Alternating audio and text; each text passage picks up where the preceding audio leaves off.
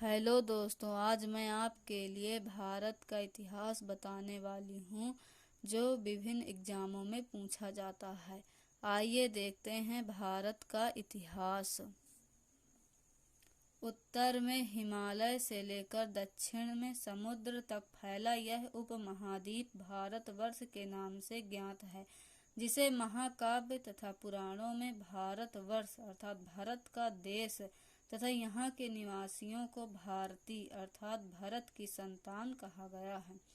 यूनानियों ने भारत को इंडिया तथा मध्य मुस्लिम इतिहासकारों ने हिंद तथा हिंदुस्तान के नाम से संबोधित किया है। भारतीय इतिहास को अध्ययन की सुविधा के लिए 3 भागों में बांटा गया है: प्राचीन भारत, मध्यकालीन भारत एवं आधुनिक भारत। प्राचीन भारत। प्राचीन भारतीय इतिहास के स्रोत।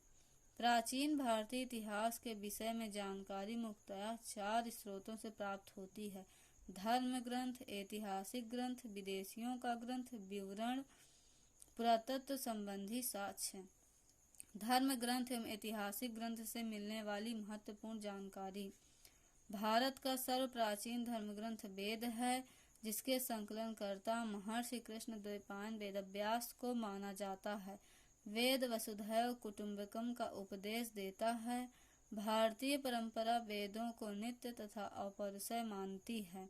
वेद 4 हैं: ऋग्वेद, यजुर्वेद, सामवेद एवं अथर्ववेद। इन 4 वेदों को संहिता कहा जाता है। ऋग्वेद ऋचाओं के क्रमबद्ध ज्ञान के संग्रह को ऋग्वेद कहा जाता है। इसमें 10 मंडल, 1028 सूक्त हैं एवं 10,462 ऋचाएं हैं। इस वेद के ऋचाओं के पढ़ने वाले ऋषि को होत्र कहते हैं। इस वेद से आर्य के राजनीतिक प्रणाली एवं इतिहास के बारे में जानकारी मिलती है। विश्वामित्र द्वारा रचित ऋग्वेद के 3 मंडल में सूर्य देवता सावित्री को समर्पित प्रसिद्ध गायत्री मंत्र है। इसके 9वें मंडल में देवता सोम का उल्लेख है। इसके 8वें मंडल की हस्तलिखित ऋचाओं को खिल कहा जाता है। चातुर्वर्ण्य समाज की कल्पना का आदि स्रोत ऋग्वेद के 10वें मंडल में वर्णित पुरुष सूक्त है, जिसके अनुसार 4 वर्ण हैं: ब्राह्मण, क्षत्रिय, वैश्य तथा शूद्र। आदि पुरुष ब्रह्मा के क्रमशः मुख, भुजाओं, जंघाओं और चरणों से उत्पन्न हुए हैं। धर्म सूत्र 4 प्रमुख जातियों की स्थितियों, व्यवसायों, दायित्वों, कर्तव्यों तथा विशेषाधिकारों में स्पष्ट विभेद करता है।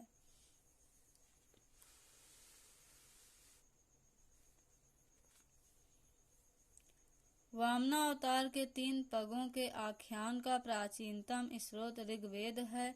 ऋग्वेद में इंद्र के लिए 250 तथा अग्नि के लिए 200 ऋचाओं की रचना की गई है।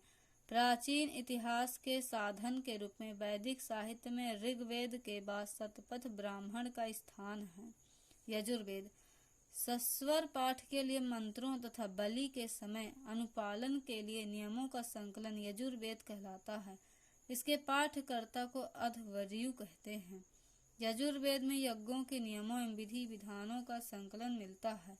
यह एक ऐसा वेद है जो गद्य एवं पद्य दोनों में है। सामवेद साम का शाब्दिक अर्थ है गान।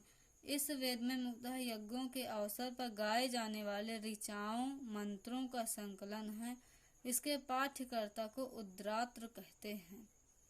यजुर्वेद तथा सामवेद में किसी भी विशिष्ट ऐतिहासिक घटना का वर्णन नहीं मिलता है। अथर्ववेद अथर्वा ऋषि द्वारा रचित इस वेद में कुल 731 मंत्र हैं तथा लगभग 6000 पद हैं। इसके कुछ मंत्र ऋग्वैदिक मंत्रों से भी प्राचीनतर हैं। अथर्ववेद कन्याओं के जन्म की निंदा करता है। विष्णु पुराण मौर्य वंश से संबंधित है। मत्स्य पुराण आंध्र सातवाहन वंश से संबंधित है। वायु पुराण गुप्त वंश से संबंधित है। ऐतिहासिक दृष्टि से अथर्ववेद का महत्व इस बात में है कि इसमें सामान्य मनुष्यों के विचारों तथा अंधविश्वासों का विवरण मिलता है। पृथ्वी सूक्त अथर्ववेद का प्रतिनिधि सूक्त माना जाता है। इसमें मानव जीवन के सभी पक्षों, गृह निर्माण, कृषि की उन्नति, व्यापारिक मार्गों का गाहन या खोज, रोग निवारण, समन्वय, विवाह तथा प्रणय गीतों राजभक्ति, राजा का चुनाव, बहुत से वनस्पतियों एवं औषधियों, साप, वशीकरण, प्रायश्चित, मातृभूमि, महात्म्य आदि का विवरण दिया गया है। कुछ मंत्रों में जादू टोने का भी वर्णन है।